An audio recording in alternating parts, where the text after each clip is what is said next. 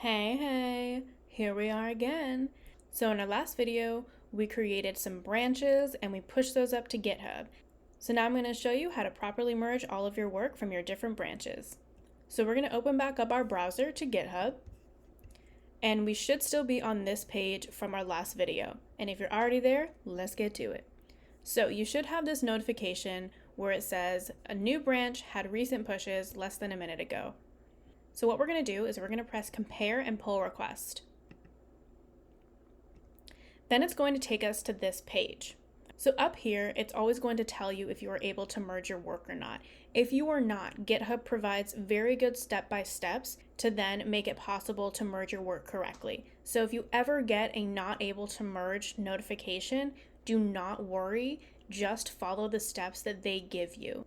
There will always be a very laid out step-by-step to follow to clear everything up. If yours does say able to merge, like mine does here, as it should, we're now going to scroll down, and what we're going to see here is our first new branch change, which was the commit message that we put in our Visual Studio Code. Okay, so those again are very important because you do need those. To properly create a pull request, you have to have this portion filled in before you can create a pull request. Below here, you can leave a comment, but that is 100% optional to you. A lot of times, if it's multiple people working on a project, 100% you're going to want to leave a comment just so that things are clear and set for you and whoever you are working with. For now, it is just us, so I'm going to leave this blank, but we always again have to make sure this part is filled out. What we're going to do now is we're going to head down here and click Create Pull Request. Then it's going to take you to this page where it's going to again check to make sure that there are no conflicts within the base of the branch. What this is doing now is it is making sure that there are no conflicts within the text that we added from our new branch and the text that we had before in our main branch.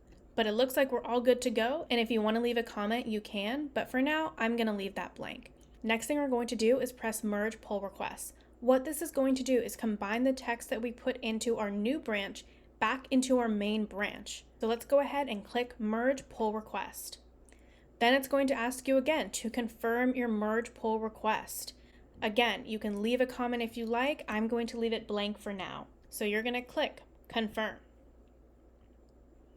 Once it has done that, you're going to get a pull request successfully merged and closed. And it will give you the option to delete the branch, but we're going to leave it for now. I never delete branches because I like having the ability to create any new ideas and changes in a new branch and see if those work without messing up any of my code in any other branches or my main source, right? So we're going to keep it. We're not going to delete branch, and we're just going to scroll up. And now we're going to go back into your repository. So you can just click up here at first repo, just like I did, and it's going to take you back to this page. And now we have successfully merged all of our work into our main branch.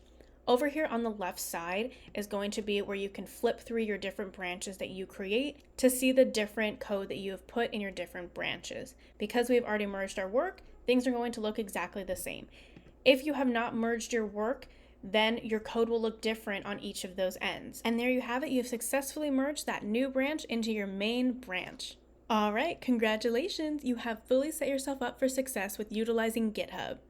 But remember, you're not supposed to know everything. Everyone learns at their own pace. If you ever get stumped, always reference those docs that GitHub does provide. They are a great resource and they are always available to you. I hope these tutorials have been super helpful for you, and always feel free to come back to these videos if you ever need a refresher. And for now, bye!